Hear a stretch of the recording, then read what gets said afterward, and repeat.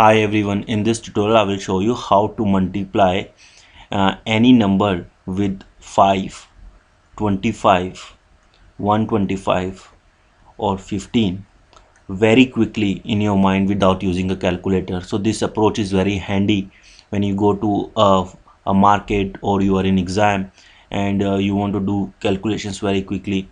And if you practice, you can remember all these calculations or all these concepts in your mind. So let's do the first multiply by 5. So in case of 5, suppose I have a number 22 and I want to multiply it by 5. So all I have to do is divide 22 by 2, that will be 11, and then put a 0 in the end. So that will be my answer.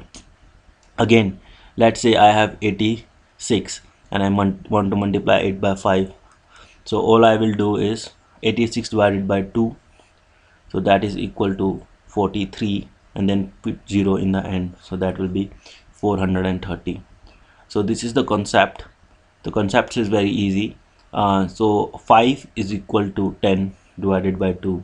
So in a way, if I multiply 86 by 5, that is equal to 86 into 10 divided by 2.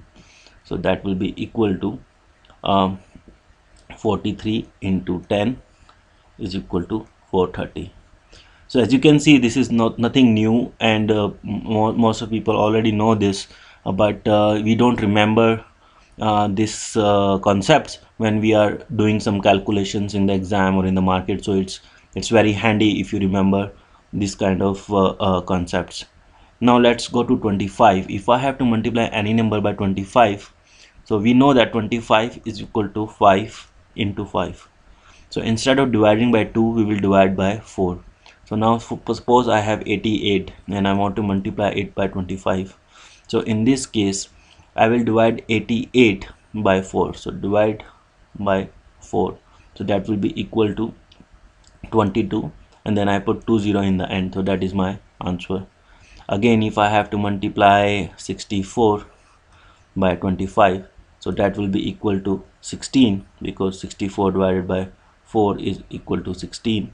So we have 1600 as answer. So now let's say I have to multiply any number by 125. So we know that 125 is 5 into 5 into 5. So instead of dividing by 4, we can divide by 8. So now let's take example, like if I have 80. So I'm using 80 because it's easier to divide by 8. So if I multiply it by 125, so that will be equal to 80 divided by 8 is 10, and then 30 in the end, 1 2 3. So that is my answer. So again, let's take another example. If I have 64, so as we know that 8 into 8 is 64. So in this case, if I multiply by 125, that will be equal to 8, because we divided 64 by 8 and then put 30 in the end. So it will be 8000. And let's take another example, 128 by 125. So in this case, we know that 128 divided by 8 is 16, and then we put 30 in the end. So that is our answer. So now let's go to multiplication by 15. So in case of 15, this is a little different. So we have, suppose we have 64 and want to multiply it by 15. So in this case, what I will do is I will take 64 and then I will add 64 divided by 2 to it, and then multiply by 10. So that will be equal to 64 plus 32 into 10, and that's equal to 96, right? So let's do it quickly. Suppose if I have 44 and want to multiply by 15, so I know that 44 half of 44 is 22, so that will be equal to 66. and then a 0, so that will be 660.